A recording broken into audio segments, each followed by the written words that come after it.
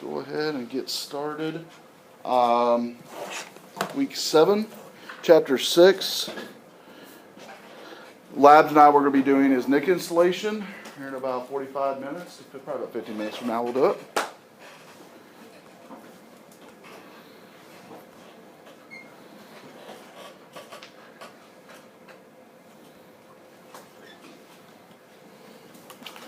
Okay, and I'm going to log back in.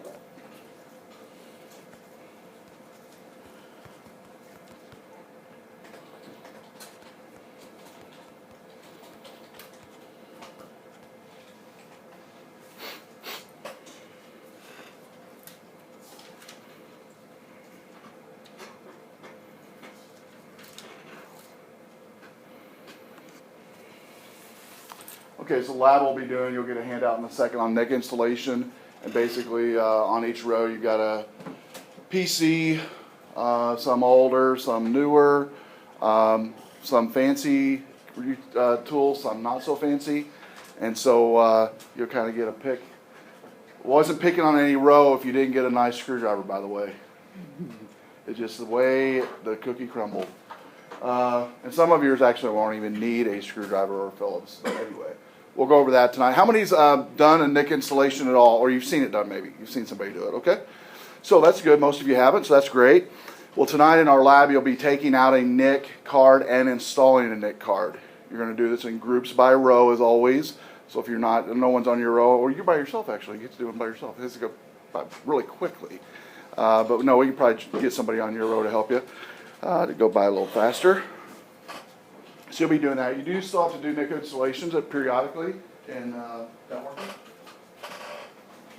I would say I'm thinking about 5 years ago as an elementary school here in town that I was helping out in networking, and they had a power surge over the weekend, and all of their computer NIC cards fried, and I had to install them on a Monday morning to get them all up and going, and it took me about from 8 in the morning till noon to install about 40 NIC cards, something like that, in this small elementary school. And so it's not real hard to do, and so you'll learn how to do that tonight. Internet is very slow tonight. We're supposed to have increased the bandwidth, by the way, on campus, they told me. I'm not yet really seen that, but that's what they say. Yes, bandwidth would be the speed of the network is supposed to have increased from 80 megabits per second. No, take it back. It was supposed to be, we were supposed to have had 30 megabits per second. Now we have 80 megabits per second. See, that's where I got confused, because I think the text said bandwidth is something about the highest and lowest frequency. No, it's speed. I swear. No, speed. Speed of your network. Yeah.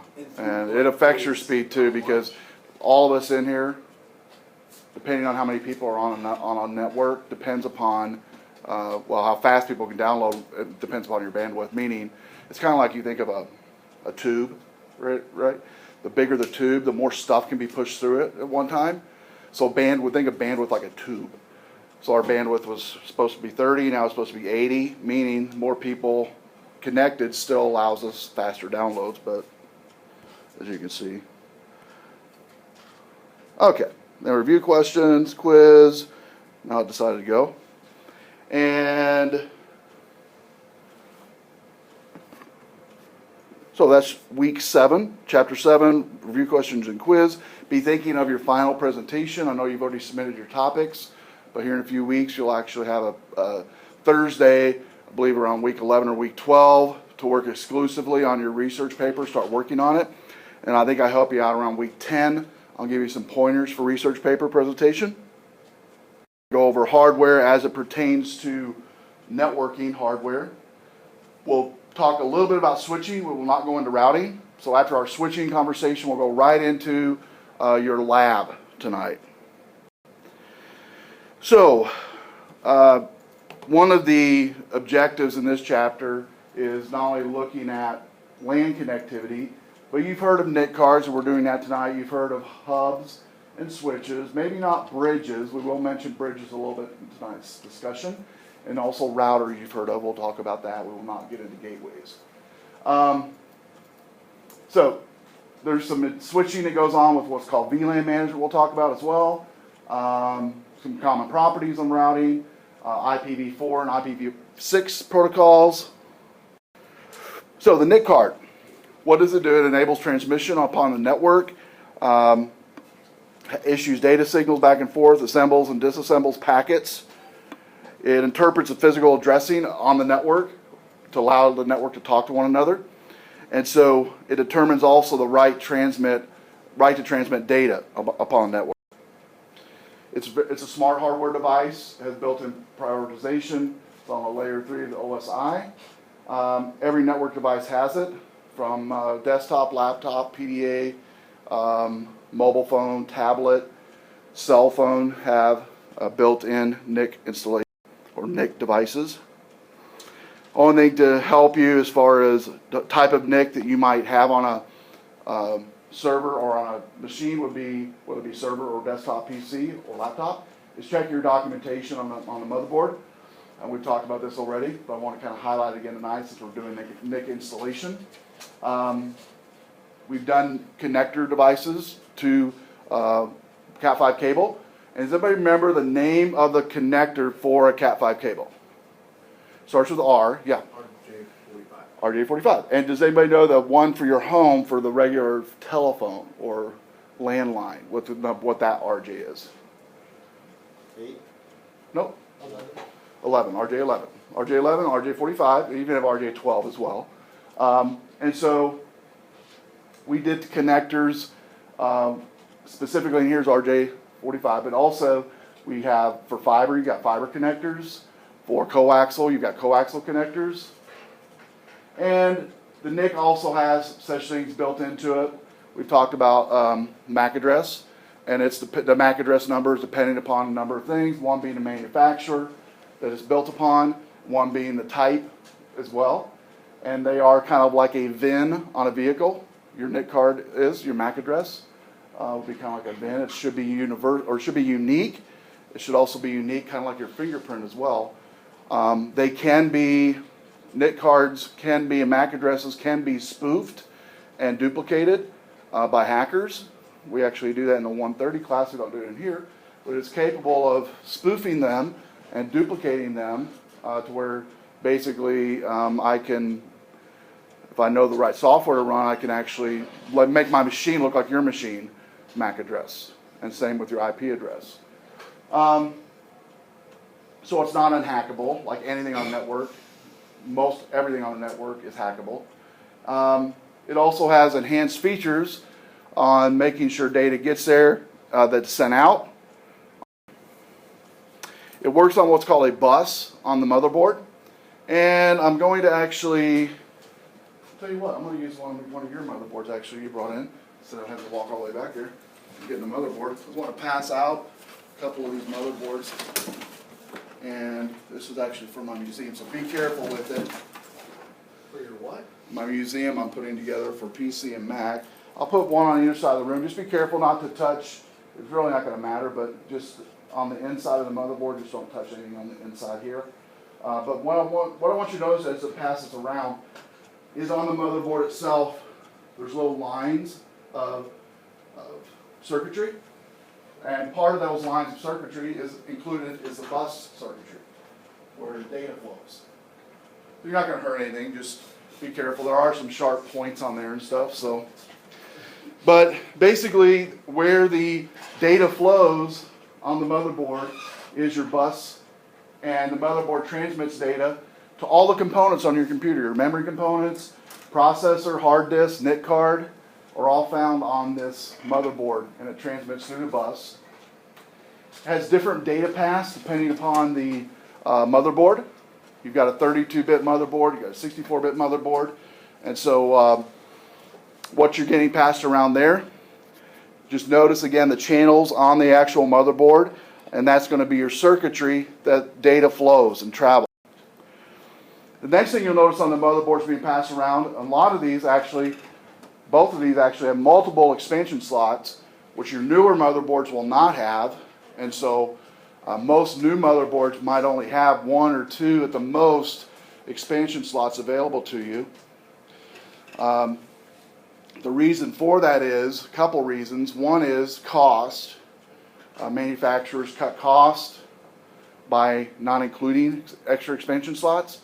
And number 2, space for the footprint of that motherboard is shrunken quite a bit from what you see you're passing around tonight.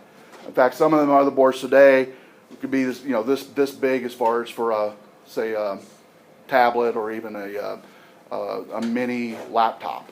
Very small, very compact. And so you're not going to have, on those devices I just mentioned, you will not have any expansion slots. Everything's going to be soldered onto the motherboard's bus for data to flow. Here is a screenshot of a PCI Express. I just want to mention a few of these as we go through. PCI Express actually had a 1 gigabit per second transfer rate. Introduced in 2004 on a 32-bit bus. When these were introduced, most networks on business and home, these were ahead of its time basically when they first came out. The speed anyway. And now today, we have now gigabit switches all over, even home users have gigabit switches. But back when these first were released, they were pretty powerful, but they were also kind of overkill because the market really didn't have the backbone to provide the speeds that it had. But again, it was good for great, even today these are actually in use, these gigabit PCI Expresses still work, nothing wrong with them, very versatile, very durable, they last a long time. One of the things I do want to mention, and we'll talk about a little bit tonight when we get breaking into these cases, and most of your cases today that you guys have at home, say if you have a desktop or whatever, are quite a bit smaller footprint than these. The cases you're seeing on the tables tonight, and one on the floor in the front row that's broken open, is the cases you're seeing tonight are normal cases back in the early 90s, late 90s, early 2000s. These were the average PC case that people purchased. Okay, you can see it. So this was the average size of PC that if you went and bought a new computer in the early 90s, mid 90s, that's all the option you really had. You didn't have much other options. So because it's such a larger space, you could actually have motherboards with more expansion slots in it. Let's go on as far as the NICs, how these travel on the PCI Express. One of the things for NICs is making sure you read the documentation, which I never do. But I got to tell you, you got to read the documentation. No, I do read the documentation as far as what type of what type of NIC card the motherboard will take, but that's about it. And that's really all you need to do. Okay, so make sure your NIC card matches your motherboard. And for the most part, anything you buy at any computer store today, if your computer is 5 years old, within 5 years, 6 years old, you're fine on any type of NIC that you buy off the shelf. Pretty much going to be fine for newer computers. It's a good idea to look inside the PC case before just eyeing it, making sure we'll look at tonight what's called the data path flow of that NIC card before you seat it. There's different types of expansion slots for NIC cards, and just make sure the one you buy is your motherboard. Peripheral NICs, we've gone over these already a little bit, but some of the peripheral NICs that you could be able to find would be like a USB peripheral NIC that plugs in the back of your computer. That say you have an onboard NIC card, and what I mean by that, let me get the small one here. Doesn't have, well, yeah, it's got some onboard stuff, but not an onboard NIC. But let me show you. Okay, so like this one right here, we'll pretend that this right here, which is some serial ports, are for like mouse and keyboard, the green and purple. We'll pretend that that's a NIC card, soldered in connection for Cat5. Today's motherboards have just a soldered one in, just like this, basically. They do not utilize these out by default, the slots. The only thing that's going to be in a slot on a PC by today off the shelf is generally going to be for, like say, a video card, sound card. Okay, but your Cat5 cable will plug in a soldered device like this. It's generally going to be black, not silver like this one. Metal will be just black, and that's it. Just made of plastic, not metal, because plastic's cheaper. And they do last, but when they go, let's say you don't have an expansion slot, which a lot of PCs don't, that's when you're going to have to go to a USB to Ethernet adapter. Okay, a USB to Ethernet, which basically you plug in the USB, and at the end of the USB adapter is a spot for that Cat5 connection. The other types of NIC cards would be a PCMI CA card. That's the first one I had years ago. Compact Flash, Firewire, or some others. So here is a USB NIC, and basically on this one it plugs in a laptop here, and then you're going to have a port here to be able to plug in for the Cat5 cable. Onboard NICs, as I mentioned, we'll see a picture I think in a second. Just like your keyboard and mouse that you're familiar with, plugging those in, you remember those. Today, most computers are all USB keyboard and mouse. They're on board as well for the USB. New computers use onboard NIC cards, as I mentioned, on the motherboard. Save space and frees space for expansion slots, which they generally have out of the box. An onboard expansion for PCs, okay? And they will also have at least one slot available for a NIC installation, okay? So here is a motherboard with an onboard NIC. We have here actually 1, 2, these are USBs, serial, USB, and then also here's some sound ports.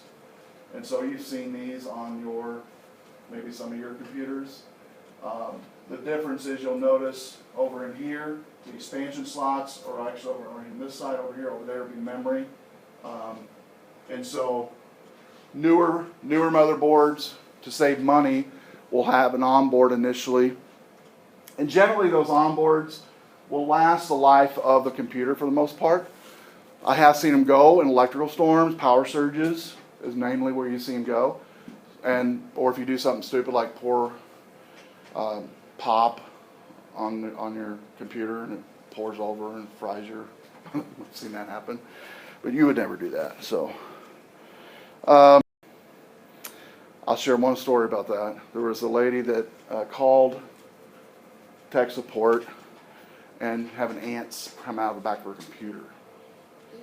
And they came to look at it, and what she'd been doing was using the CD-ROM tray that pops out to hold her coffee cup, and the drippings from the coffee was going in every day. It would go a little bit into that computer, little by little, and so she had like a nest of ants in the back of her computer. Yeah. I wish I had taken a picture of it, didn't. Now on NIC installation, again, reading the motherboard manufacturer to find out the type. In today's PCs, though, Macs, Linux computers, Droid, anything that has a computer OS, any type of operating system, it's pretty universal on NIC cards now.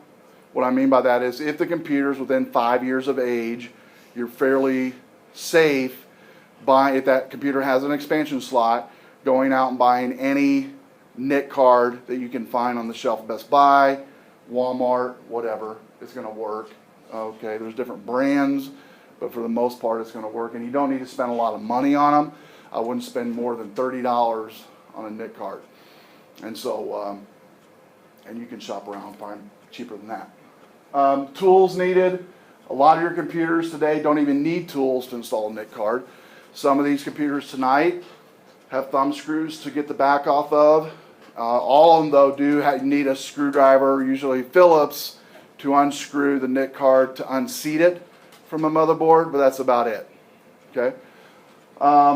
You want to unplug the computer. I tell students at least unplug the computer and let it sit by itself, and also unplug the monitor, keyboard, mouse, any peripherals from the computer, and let it sit for about 30 minutes before you do anything. Because there is electricity built up in that system from the power supply and electrostagnetic energy, and then some have more than others. And also you and I carry that as well, electrostagnetic energy. We want to make sure, and some of us actually carry more than others. Some of, maybe you're the type that every time you walk up the door you get shocked or you shock somebody. So I actually have a lot of that, and so I let it sit for 30 minutes. Then the cases itself on computers, all computers, are built with a type of outside shell that when you take your hand and just rub on the shell itself, it's going to take anything you did have in your hands electricity-wise, and it'll transfer it to that case mod. Okay? And so you can just rub the side of this. You don't want to rub your feet while you're doing it on the carpet. You don't want to, do anything like that. So, because you can, just by touching a motherboard and by touching a NIC card, if you have a lot of electrostagnetic energy in your hands, you can fry those devices. The other thing you want to make sure and do, it's not on this slide or in the book, is your hands. Make sure you wash your hands and dry them really good. We all have natural oils in our hands, some more than others, but just make sure they're dried very well. Don't have any lotion on them. Some shops use grounding straps. I've never used them. I used to work in a PC repair and we never used them. But if you get trained here in our PC repair class, they will use grounding straps. But if you follow the procedures I show you tonight, you're going to be good to go with anything you're doing inside of a PC. But there are some guidelines. Again, letting it sit for 30 minutes, totally unplugged from all electricity, all external. Rubbing the side of the cases with your hand to get any electricity that might be in your hand transferred to the case. Then you're ready to open the case. Once you open the case, you want to make sure that NIC card that you have out that you've purchased, you do not take it out of it looks like a tin foil, a lot of them, or a foil type of wrapping. Keep it in that right before you're ready to install it. So you want it, you don't want it to sit out in the air. You don't want to hold it for any period of time. You just want to keep it, when you have everything ready, taking it out of the box, cutting open the cellophane type of wrapping around it, pulling it out, and installing it. Okay. Once you have the NIC card over the slot that it is ready to install in, I always tell students, and I'll tell you when we do it tonight, to stand over the computer and position the NIC card where it's supposed to be installed at, directly over the top of you. Now, if you're taller like me, it's really important you do this, because if you do this a number of times, which you will over the years, if you go into networking, working on computers, you can really hurt your back by having it out a distance. You want to make sure you're on a table these are okay here that you're working on, and then also that the slot is towards you, and you're installing the NIC to where basically it's like this, okay? Not like this, but like this, and it's going down into the slot where it fits in. You attach the brackets, verify any cables. Today's modern NIC cards generally do not have any cables connected to it. Some of the older NIC cards would, and you might still run into some of those.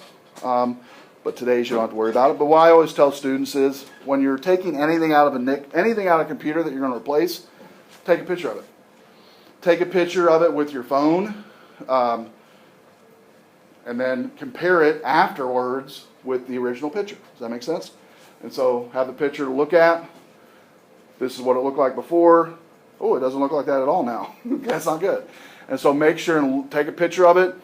If you have a lot of stuff you're taking out of your PC, like tonight we're just talking about NIC cards, but like when I've done PC repair, rebuilds and stuff like that, you can even take tape and number them, label them, whatever you want to do, specifically with power supply type stuff. But really what saved me a lot is just taking a picture which is pretty simple. And we all have smartphones now where you can do that. And so take a picture before and then make sure it looks like that afterwards.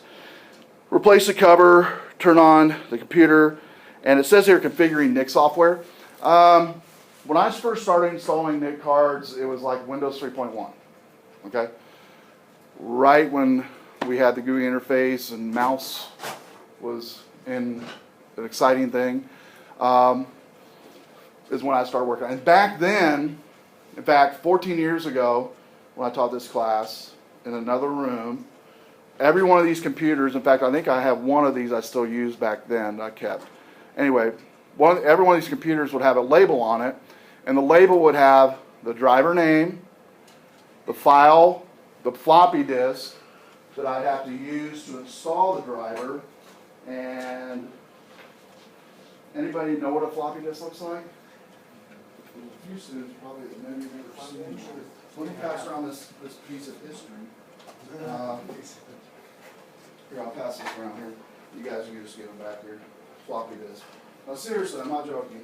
I know, and you don't have to raise your hand or say anything, but I know there's students that have not ever held one of these devices, which is a floppy disk. And a floppy disk is what we used to use to store data, and also would have the driver for the NIC cards on these disks. So every computer had its own disk with its own drivers for the NIC card, and every computer basically had separate drivers, okay? There were so many versions then of NIC cards, and it had to be the exact driver you had to have in order for it to work.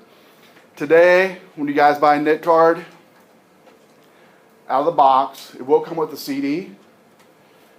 What I tell students is put that CD in the CD-ROM tray of your computer, shut it before you shut it down, make sure it's in the case and it's seated in the CD-ROM tray or DVD. When you install the NIC card, put everything back together and restart, one of the first things Windows will do, if it doesn't already have the driver in Windows, which it more than likely will, it will automatically search for it on a DVD that's installed on the computer. So it's the number one way, or the first line of defense that Windows will go to is a DVD.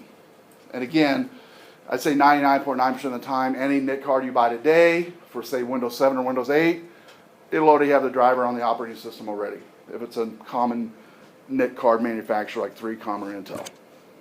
That make sense? But it's a good idea to always have that CD in the drive before you shut it down, because you might need it. There is a chance that you might need it. So here is a pretty good picture of a well-seated NIC card. Okay? And what you want to look for on a well-seated NIC card is a couple things. One is, and I'll kind of circle it, is right here, right there where I circled, this line here, you want to see no metal tine sticking out. No metal tine at all sticking out, because you have either a goldish tint or a bronzish tint to it. You want none of that sticking out. If it is, it's not seated well. Okay? And you do have to put a little pressure to seat them. Not a lot, because you can break these. They're not real,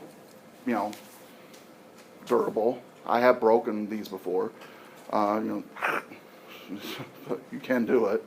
But you do want to seat it well. And what I always tell students is basically the easiest way I can explain it is once you sit the NIC card on top of the slot here, you gently rock it down left and right. As you're over the top of it, just gently rock it down left and right till it's seated well, like that picture there shows. And look at both sides of the NIC card to make sure there's no tine showing. Because I have seen it to where it's kind of lopsided, where see, this side looks good, but on the other side you look at it and it might be kind of tilted this way or something, where the tines are showing a little bit. Drivers, I already mentioned that. What about drivers? I won't mention that again. Hardware, adding hardware to computers.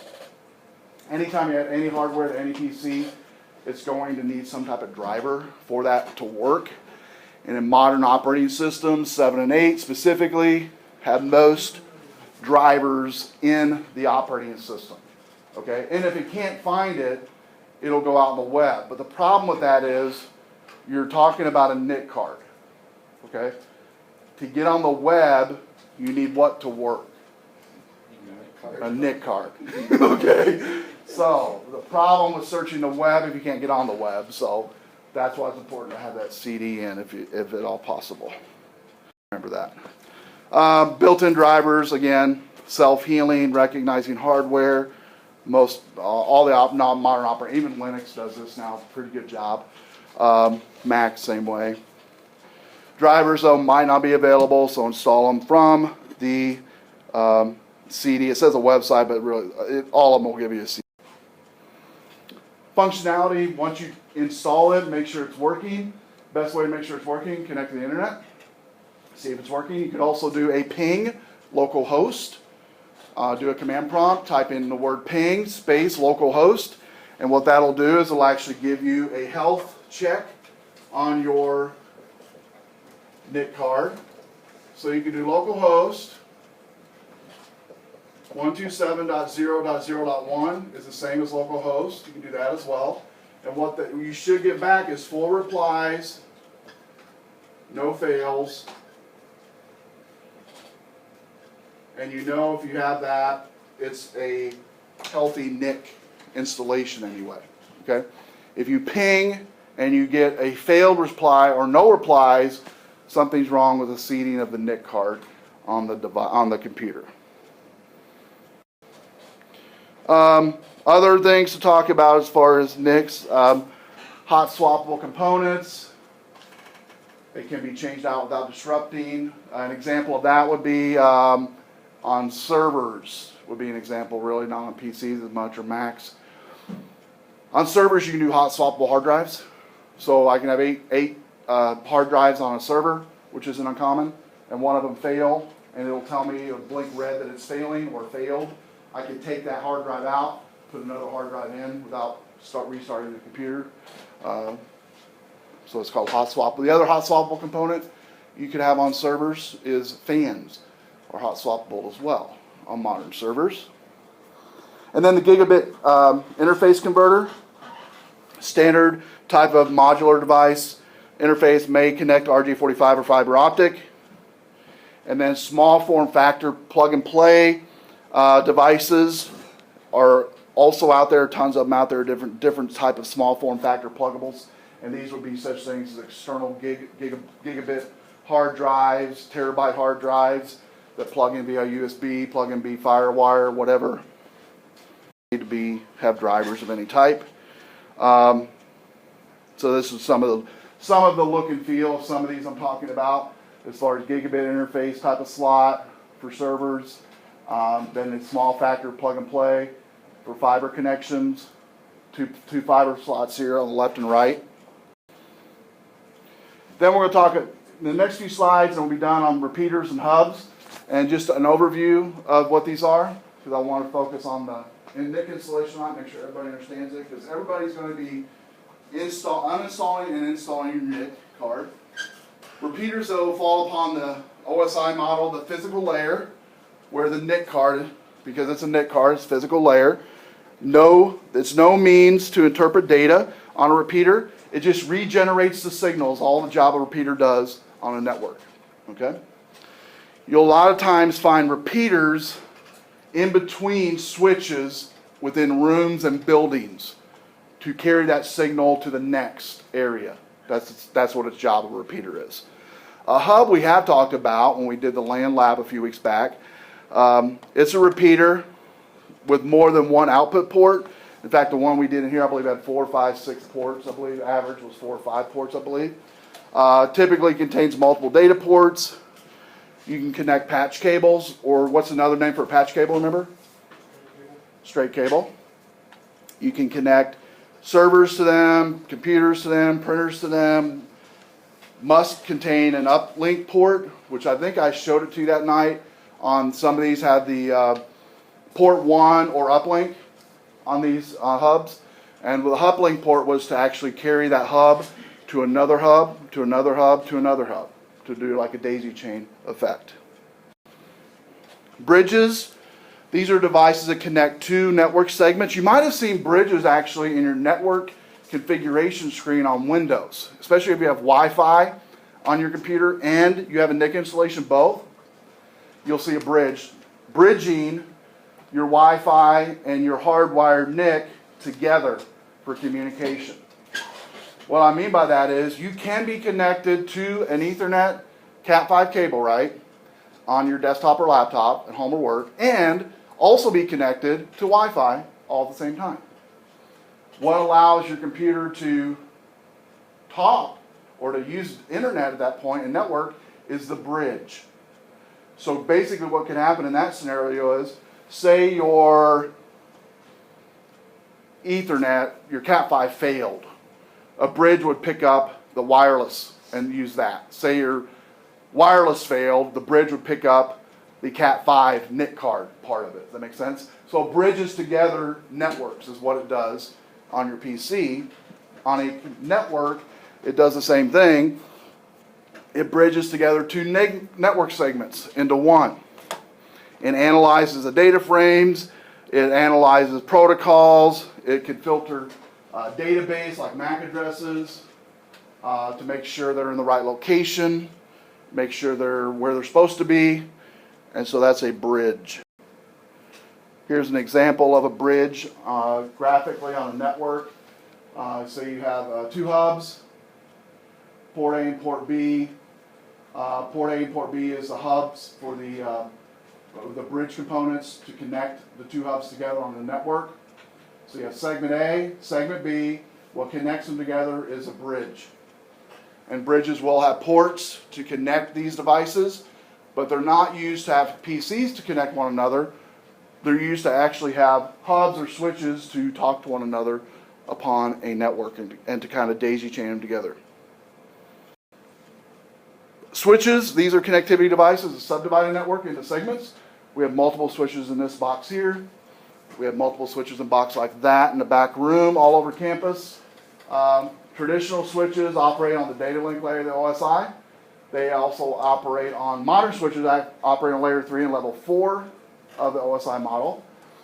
And they interpret MAC address information. They store ARP information of the network, and ARP information would be your MAC address, IP address combined, stored into a table. Okay, it knows all that information all at once, all the time.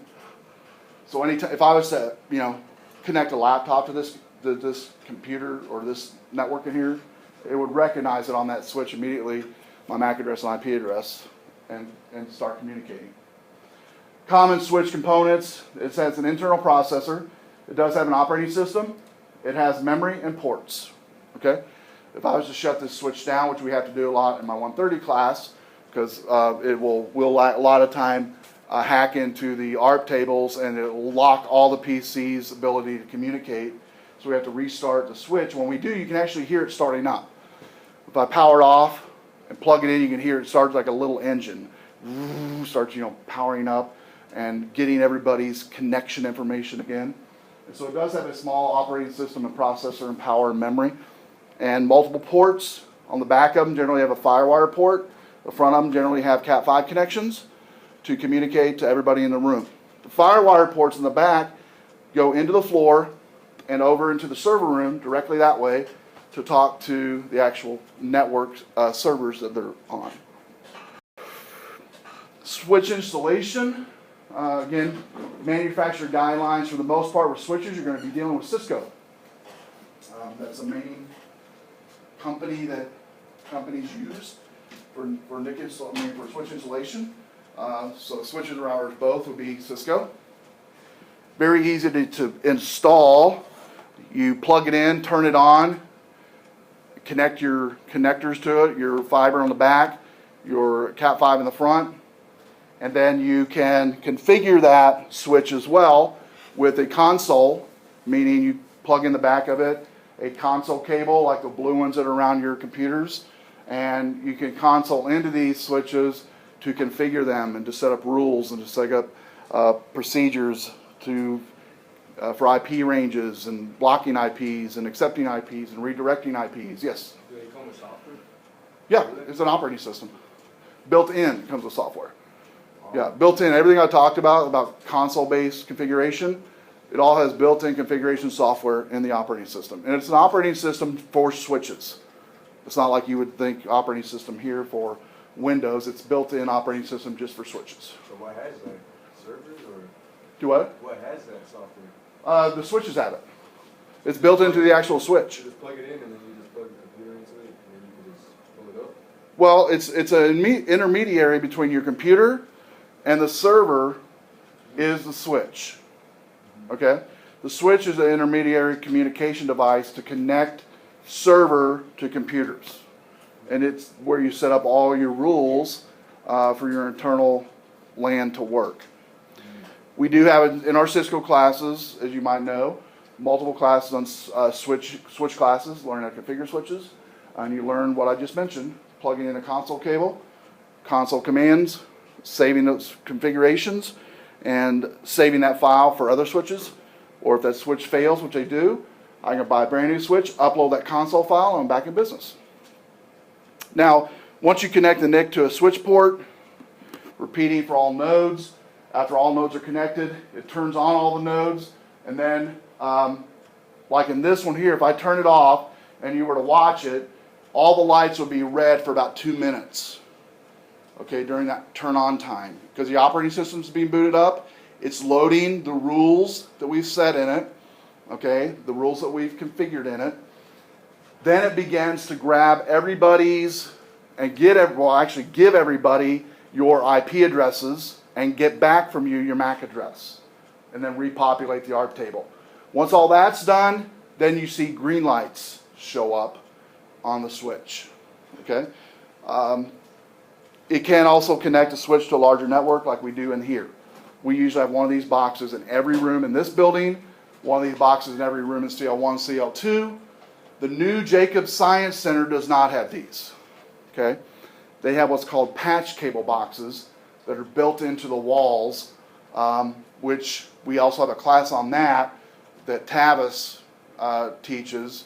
Tavis Albertson teaches every other semester.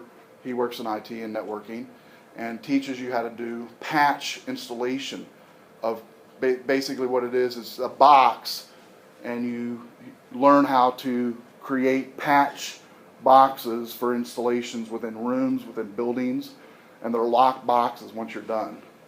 So once it's just a little metal box, you create your patch cable box and configure it for that room or that building. It's generally a building, one big box, and you plug in from the back of that box a fiber into a switch, and then it can talk to any type of switch, regardless if it's Cisco or not, using a switch box for Cat5.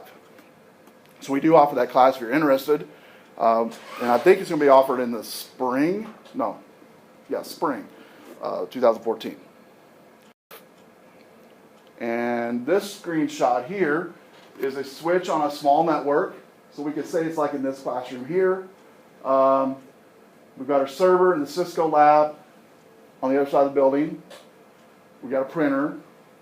Got one of your workstations in front of you. I've got my connection here on my tablet. You could also have it on a laptop. And notice it says to the internet. Okay? Where this goes to get the internet is to the switch or the file server in the other Cisco lab. It's where it directly goes to and plugs in that server. Now the server you're probably thinking of looks like these, but they're not. You'll find out when we take the tour at the end of the semester. The servers that we have in here on campus are what's called blade servers. Blade servers are about this wide and about 32 inches deep. Okay?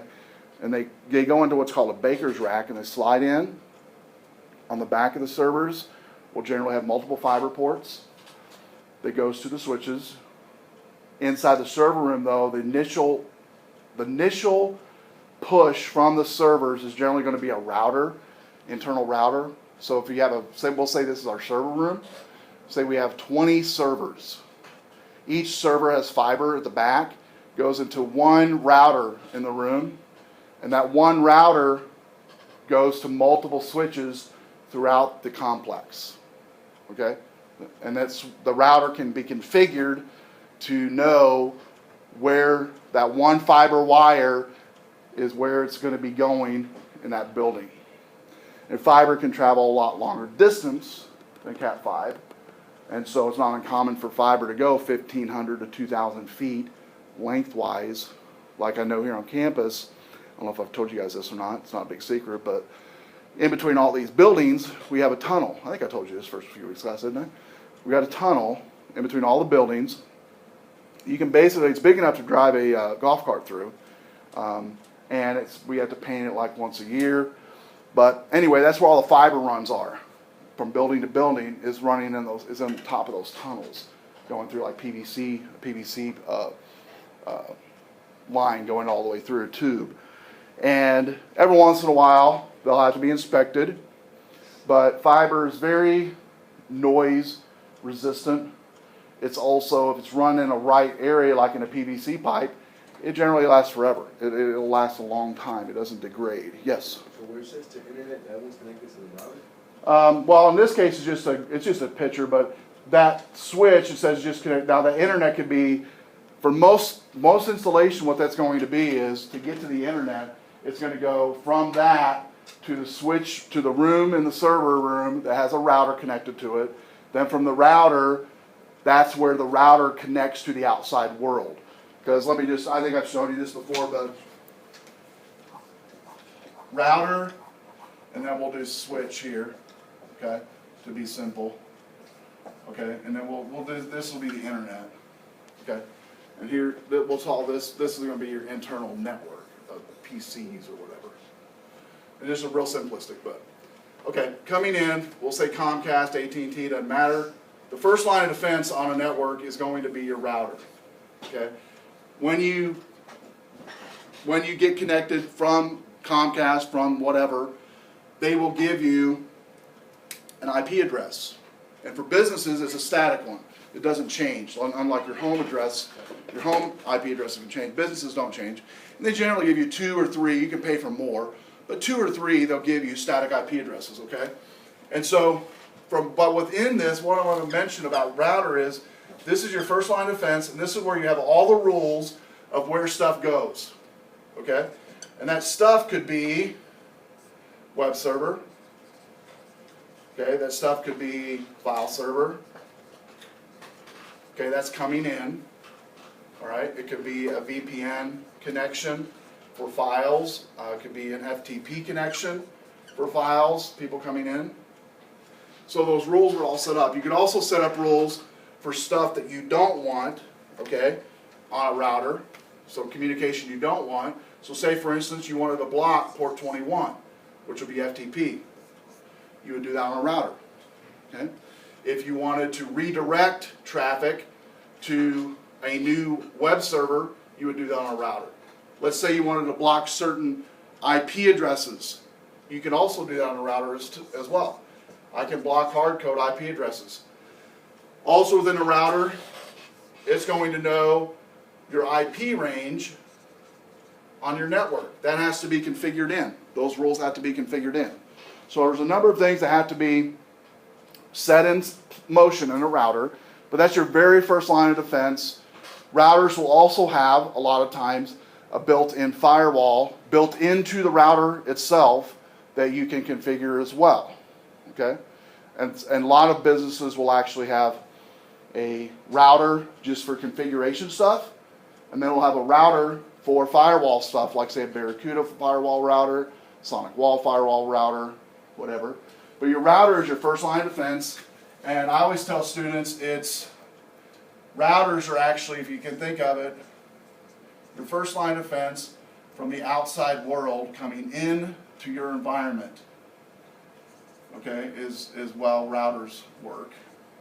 In essence, there's more to it than that, but that's in essence. Switches, okay, switches are inside going out. That's the way you want to think of it, even though you can configure switches for stuff coming in. But the way you want to think of it logically is router's your first line of defense, going from stuff coming into your network. Switches is your line going out defense.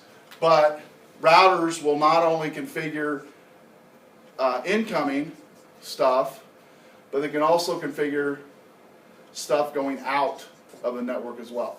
So in and out both can be configured for rules. You have a question? Practically speaking, you could go straight from the cable modem to the switch.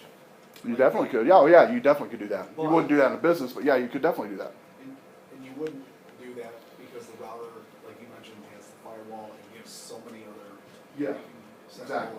So when they say internet, it's just a diagram. What it's really, you will always have a router before you get to the internet, for sure. At least that before you get to the internet. That makes sense? Yeah. You'll always have that. Because I think in my homeland, the only reason I really have a router is just so I can get my laptop to get online without having to plug in. Yeah, well, any of your routers you buy out of the store, Wi-Fi routers, will have built-in firewall out of the box.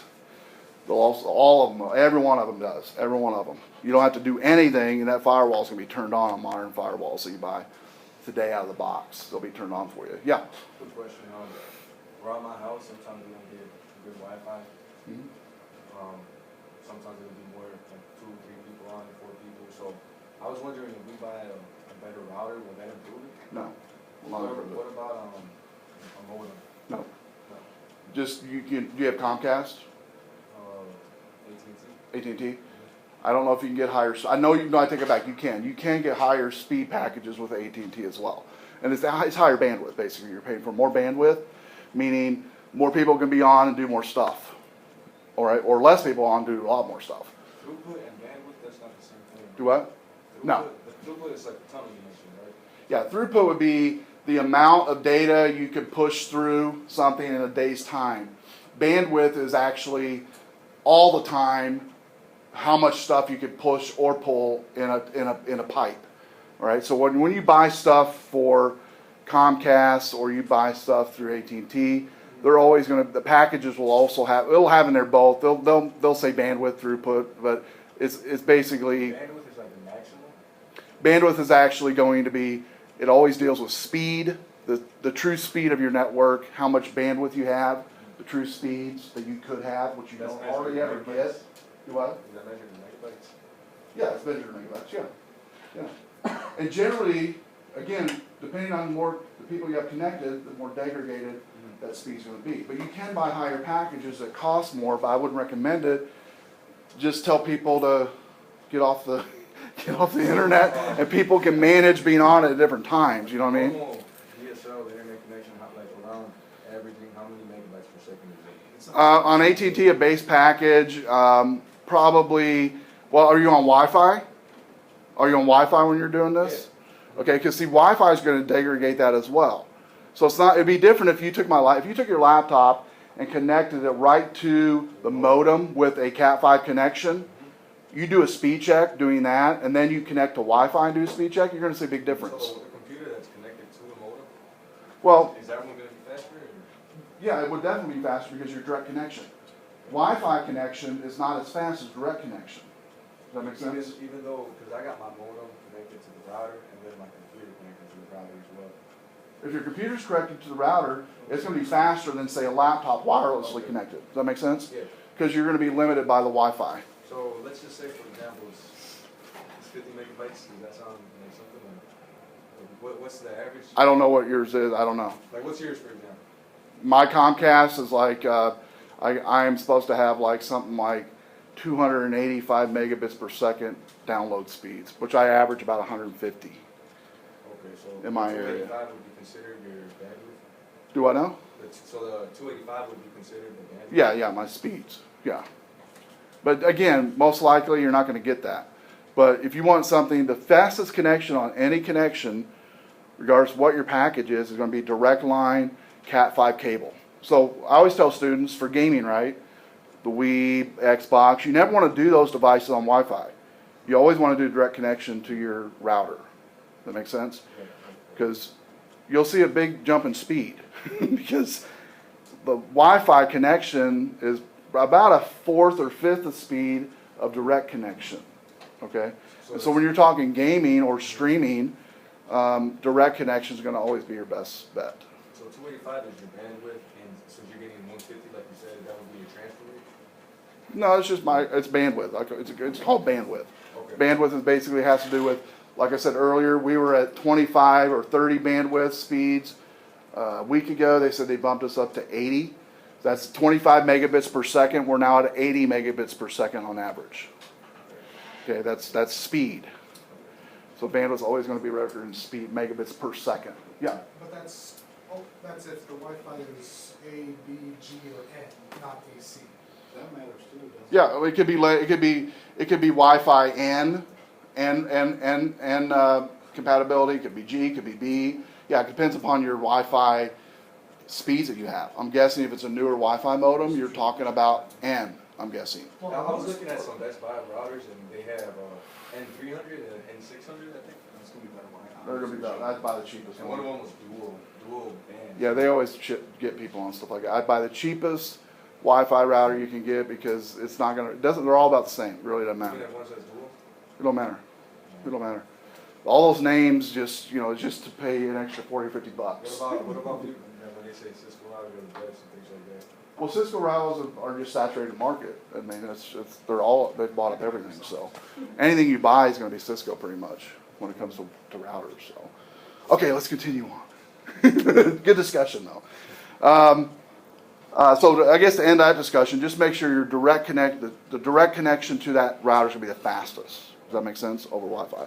And then if people are hogging the network, just if you live in an area where you have multiple people connected, just kind of stair step when people connect. That's what I would suggest.